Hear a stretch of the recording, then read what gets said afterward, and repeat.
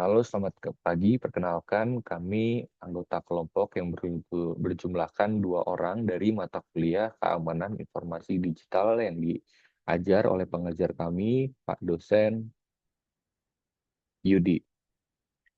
Pada tugas kedua ini, kami mengerjakan soal, membuat presentasi yang akan kami dijelaskan melalui video ini mengenai menjelaskan salah satu teknik contoh teknik kriptografi yang kami pilih untuk dikerjakan dan dipresentasikan pada kali ini adalah algoritma kriptografi RSA atau asymmetric yang akan dijelaskan selanjutnya oleh teman saya, Feliciano.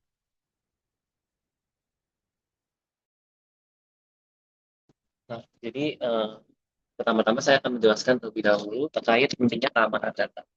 Jadi kan di era digital ini, keamanan data itu kan jadi hal sangat penting karena data pribadi dan informasi sensitif yang dapat disalahgunakan itu sangat berisiko tinggi jika tidak dilindungi dengan baik. Jadi perlu adanya pemantauan keamanan data gitu. Maka itu alasan kenapa keamanan data itu sungguh sangat penting untuk keberlangsungan hidup. Selanjutnya untuk solusi kriptografi.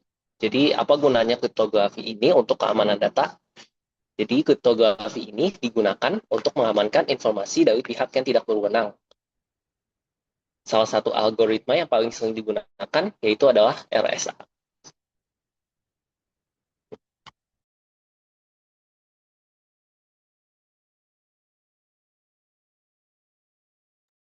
Kami sebagai partner berbagi tugas dan bekerja sama. Tadi pembukaan dan gambaran besar sudah dijelaskan oleh saya, lalu tentang apa dan mengapanya sudah dijelaskan oleh teman saya, Feliciano, di slide kedua. Lalu kita lanjut kepada cara yang mendalam, yaitu pengertiannya.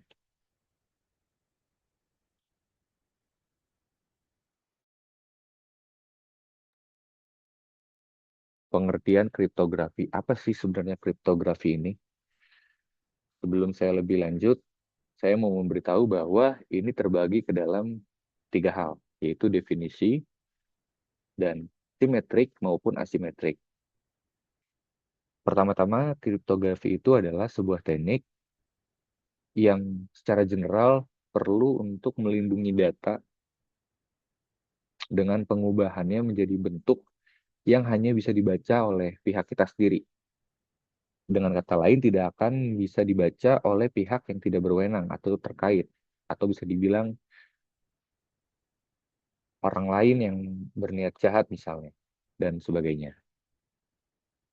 Definisinya, kalau asal kata muasalnya, ini berasal dari kata Yunani ya, yang berarti tulisan tersembunyi. Seperti yang tadi sudah dijelaskan, ya ini untuk melindungi informasi sensitif. Dan hanya yang bisa mengaksesnya itu orang-orang yang memiliki kesahan. Lalu ada 2 jenisnya, simetrik dan asimetrik. Simetrik ini menggunakan kunci yang sama untuk proses enkripsi dan deskripsinya.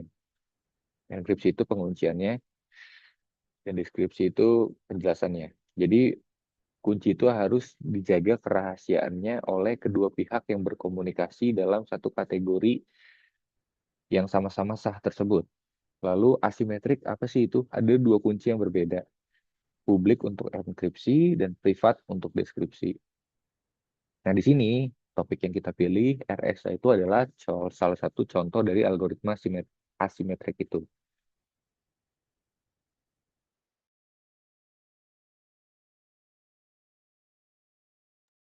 Nah, untuk selanjutnya, apa itu RSA? RSA ini merupakan sebuah algoritma kriptografi asimetrik di mana dia menggunakan dua kunci berbeda, yaitu kunci untuk publik dan untuk inskripsi dan juga kunci privat yang lebih dalam untuk deskripsi. Nah, LSA itu ada sejak kapan? Jadi LSA itu dibentuk pada tahun 1977 oleh ahli bernama Ron Rivest, yaitu kemudian Adi Syamil dan juga Leonard Adelman, yaitu 3 angka ya di MIT. Jadi nama RSA inilah diambil dari nama depan mereka masing-masing, dari Siron, Adi, dan juga Leon. Inisialnya lah. Ya, inisialnya dari ketiga penemu.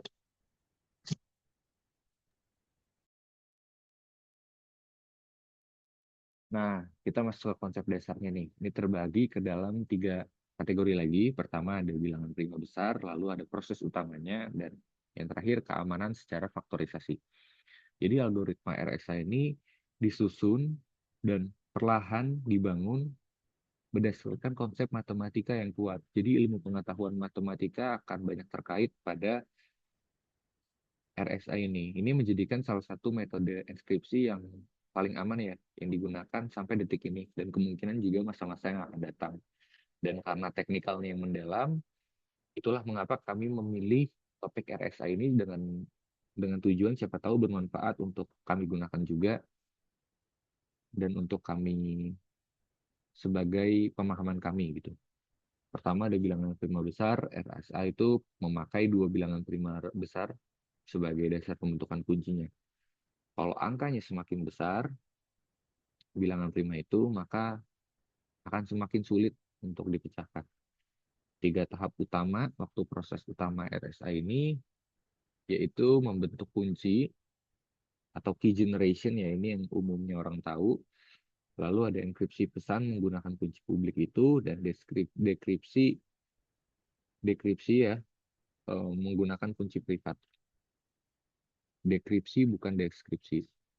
Lalu keamanan faktorisasi, keamanan RSA itu berdasarkan sulitnya memfaktorkan hasil perkalian 2 bilangan prima besar, itu yang menjadi faktor-faktor murninya atau aslinya.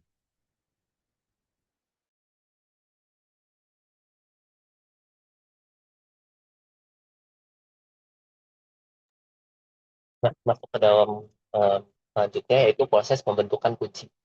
Di mana pembentukan kunci RSA itu melibatkan ada 5 langkah utama untuk menghasilkan kunci publik dan privat yang akan digunakan dalam proses enkripsi dan juga deskripsi. Nah, jadi langkah awalnya itu, langkah satunya kan kita pilih dulu nih P dan Q-nya dengan variabel terkait. Kemudian kita menghitung, untuk langkah kedua itu menghitung N jumlahnya itu, kita kalikan yang angka dari P dengan Q. Lanjut untuk langkah ketiga, kita mulai menghitung P, Pn, untuk mendapatkan hasil dengan cara rumusnya itu P min 1 dikalikan dengan Q min 1. Nah, untuk langkah empatnya menentukan F public. Dan untuk langkah terakhirnya, kita menentukan D. Jadi privat dan public. Iya, semuanya kesusun.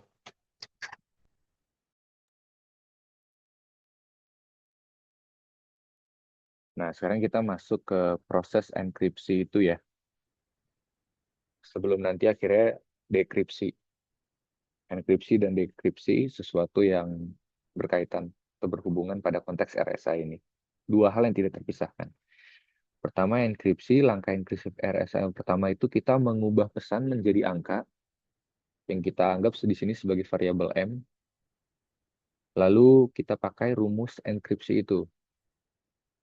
C sama dengan M pangkat E mod N. Jadi hasil dari proses ini adalah ciphertext atau yang kita variabelkan sebagai C. Lalu keamanannya di sini ciphertext tidak dapat dibaca tanpa kunci privat. Jadi membutuhkan kunci privat juga selain public, dan hanya penerima yang mempunyai kunci privat yang dapat mendekripsi pesan kembali ke bentuk aslinya. Itulah mengapa enkripsi dan dekripsi menjadi sesuatu yang terikat ya dalam konteks RSA ini. Karena ada proses enkripsi dan dekripsi dari pemberi dan penerima.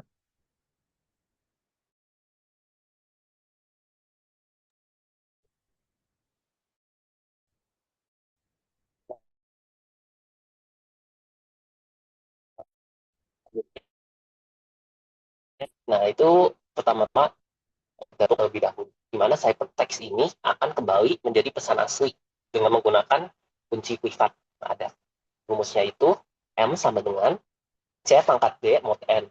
di mana hasil deskripsinya ini merupakan pesan asli atau message lambangnya M yang dapat dibaca kembali. Nah, untuk proses pemulihan datanya ini, dari hanya pemilik kunci privatnya itu, dia dapat mendeskripsikan pesan, di mana prosesnya ini pasti terjamin rahasiaan datanya, karena kunci itu privat, dan tidak pernah dibagikan kepada pihak lain secara sembarangan.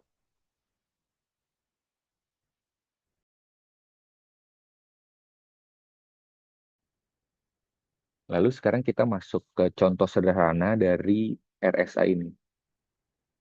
Ada 3 penjelasan atau contoh sebagai ilustrasi perhitungan RSH yang kita pakai untuk menjelaskan saat ini. Namun kami memilih bilangan prima yang kecil dulu. Hanya kalau tadi dijelaskan bilangan prima yang besar, semakin besar angkanya, semakin kompleks dan semakin rahasia. Namun secara teknikal itu akan semakin sulit ya, walaupun sudah dijelaskan tadi sangat aman dan tidak praktis untuk dijelaskan secara langsung di sini, makanya kami apa passwordnya?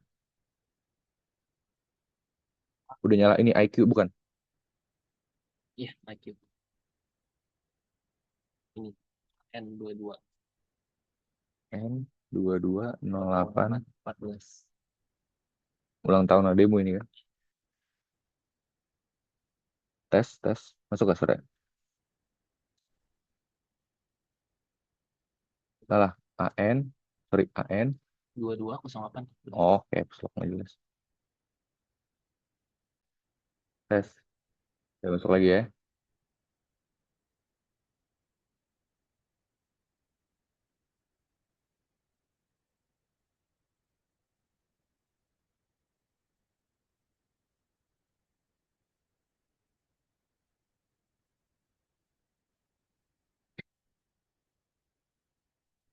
Sekarang kita masuk ke contoh sederhana yang di sini akan saya bagi secara 3 tahap sebagai ilustrasi perhitungan dari RSA itu sendiri.